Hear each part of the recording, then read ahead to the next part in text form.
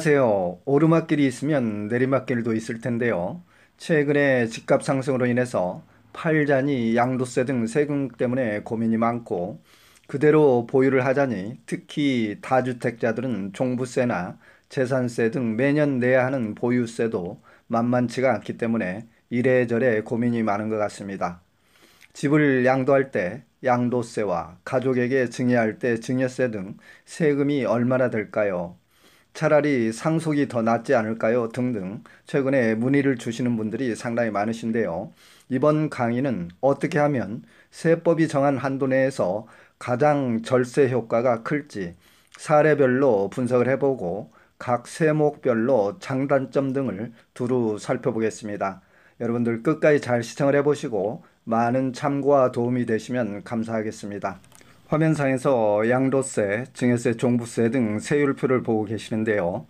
특히 다주택자들은 많게는 70% 이상의 중과세 등 양도세를 부담을 해야 되고 소득할 주민세와 중개수수료 등 차포 떼고 나면 사실 집을 팔아도 세금 등으로 다 빼앗길 수 있기 때문에 선뜻 매도를 결정하기가 쉽지 않을 것 같습니다.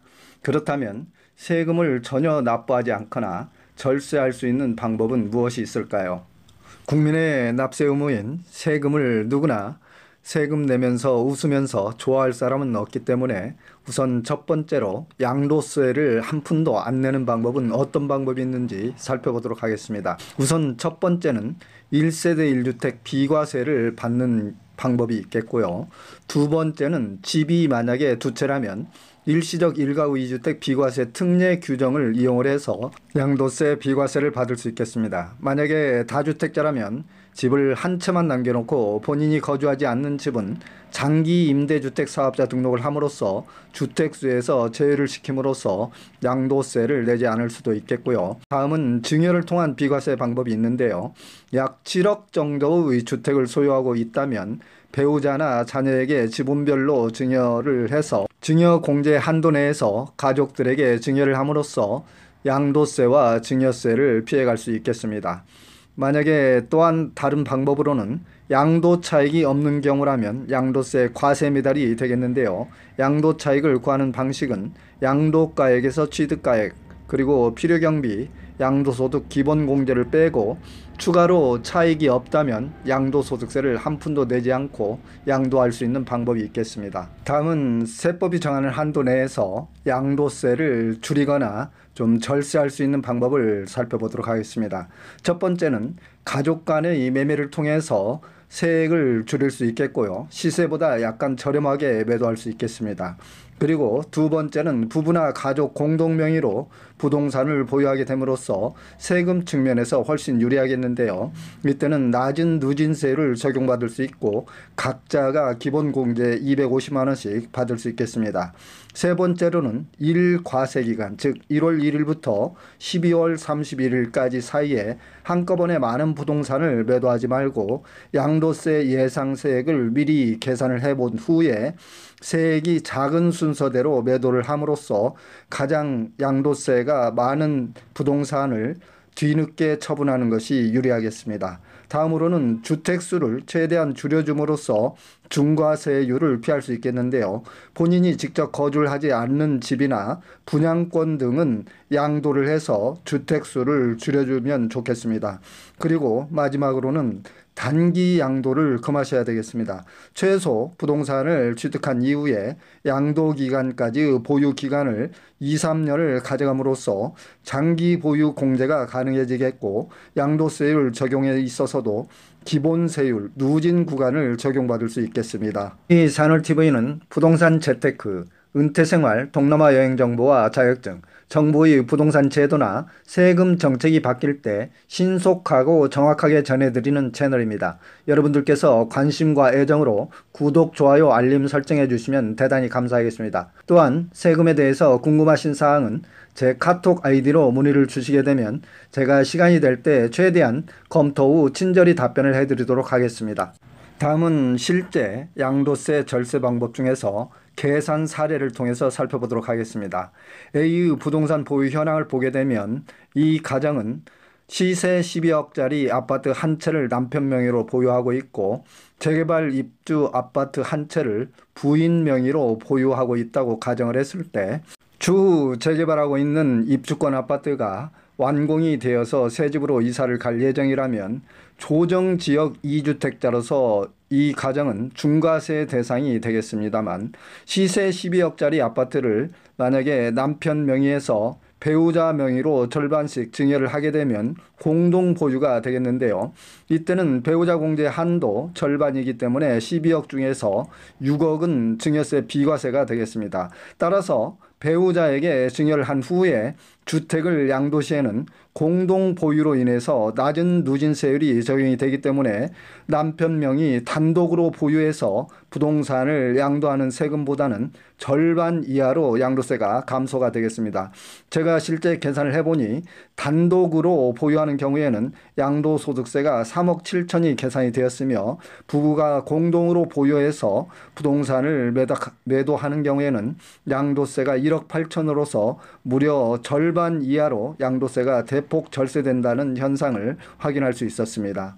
화면상에서 주택매매 실거래 가격 지수를 보고 계시는데요. 그동안 다주택자 분들께서 주택 양도시 양도세 부담으로 인해서 매도 시점을 저울질하시면서 가끔 매도 시점 타이밍을 질문들을 하셨는데요. 경제 전문가들조차도 미래의 주택시장 동향이나 주가 지수를 정확히 예측한다는 건 매우 어렵습니다만 현재 시점으로 본다면 제가 판단하기에는 경기 선행지수인 주가는 이미 정점을 지나서 조정 내지는 대세 하락기에 접어들었다고 볼 수가 있겠고요. 주택시장 역시 아래의 제반 경기 지표로 살펴볼 때 올 하반기와 내년 상반기의 정점을 지나면서 장기 조정 내지는 하락 추세로 진입하지 않을까 조심스럽게 예상을 해봅니다.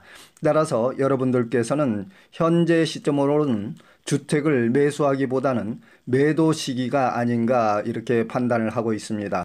제가 그렇게 판단을 하게 된 이유는 제롬 파월 미국 연방준비제도 의장의 기자회견에서 발언 내용을 좀 살펴보게 되면 미국 연준은 11월부터 테이퍼링을 시작을 해서 긴급 출구 전략을 모색을 하고 있습니다. 인플레 지속 현상의 긴축 필요성으로 인해서 월 150불씩 채권 매입의 양적 완화 축소를 지향을 하겠다고 발표를 했고요. 또한 시중에 주택담보대출 금리를 좀 살펴보게 되면 현재 고정금리는 5.3%, 변동금리는 4.8%까지 상승 추세에 있습니다. 따라서 조만간 6%대 상승을 진입하겠고요. 주택담보대출 금리를 살펴보게 되면 한국은행의 기준금리 인상 영향으로 1년 전보다 무려 4포인트 이상 현재 상승 추세에 있습니다.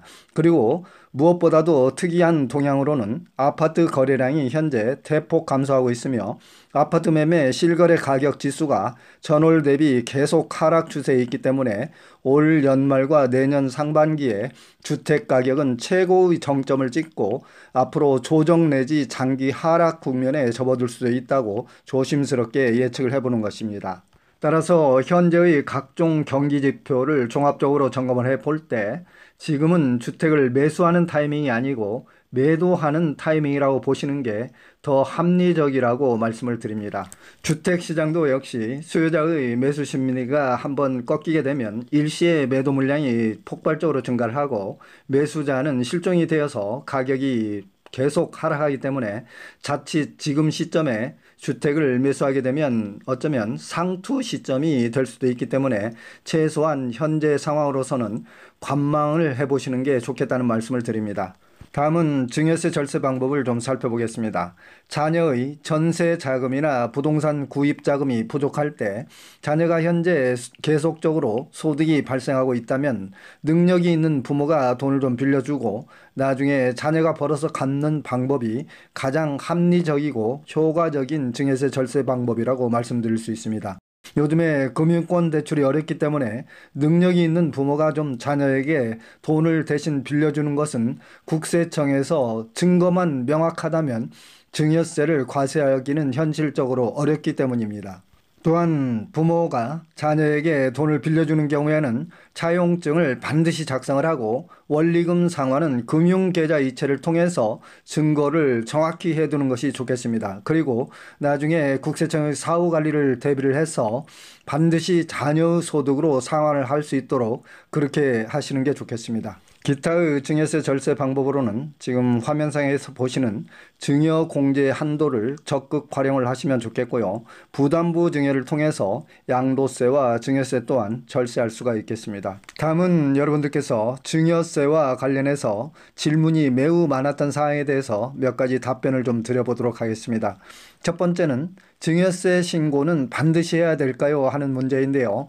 증여세 신고 문제는 강제사항은 아니며 협력사항에 불과하지만 증여세를 신고를 해둠으로써 추후에 자금 출처 입증 소명이 매우 유리하겠습니다. 다음은 차용증 작성을 반드시 해야 될까요? 라는 질문을 많이 하시는데요. 빌린 돈을 입증하는 데 있어서 반드시 차용증을 작성해야 되는 것은 아니나 국세청의 소명 시 객관적인 입증 자료가 되기 때문에 가급적 차용증을 작성해 두시는 것이 좋겠습니다. 그리고 법정 이자율 4.6%를 반드시 지켜야 할까요? 이런 질문을 많이 하시는데요. 법정 이자율은 세법에서 정한 강제사항이 아니기 때문에 이자율은 채무자와 채권자 쌍방이 임의로 정할 수 있기 때문에 연간 이자 금액이 법정 이율보다 1,000만 원 이상 차이가 발생하는 경우에만 법정 금리와의 차액에 대해서 과세 당국은 증여세를 과세를 하겠습니다. 다음은 증여세 신고 기한이 이미 지나가 버렸는데 어떻게 신고해야 될까라고 질문들을 많이 하시는데요. 증여세 신고 기한이 이미 지났어도 국세청 홈택스 화면에 들어가셔서 지난 증여세도 신고를 할 수 있겠습니다. 그리고 참고로 증여세 신고 기한은 증여일이 속하는 달의 말일부터 3개월 이내가 되겠습니다. 이제 마지막으로 고가주택에 대한 개념과 양도소득세 계산을 해보고 강의를 마무리하도록 하겠습니다. 비록 1세대 1주택자라고 하더라도 실질 거래가의 9억 초과 고가 아파트는 양도소득세가 과세가 되는데요. 고가주택의 양도소득세 계산이 다소 복잡하기 때문에 여러분들께서 과연 내 집을 팔게 되면 고가주택에 해당이 되어 세금이 얼마나 될까 하고 질문들을 많이 하셨는데요. 실제 계산 사례를 통해서 한번 여러분들께 보여드리고 여러분들이 이해하기 쉽도록 강의를 진행해 보겠습니다.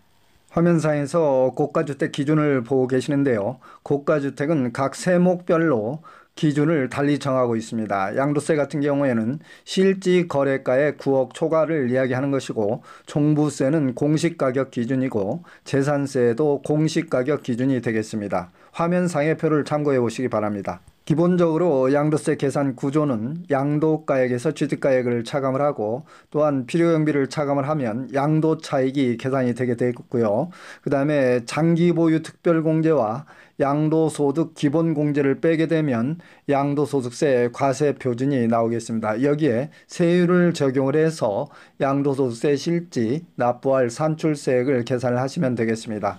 고가주택의 양도세 계산은 양도차익, 즉 양도가액에서 고가주택에 해당하는 9억 초과분을 전체 양도가액으로 나눠서 양도차익에 곱해주면 되겠습니다. 그리고 양도차익은 양도가액과 취득가액 그리고 필요경비를 차감해 주시면 되겠고요. 화면상의 고가주택 양도세 계산 사례를 잠시 보면서 말씀을 드리겠습니다.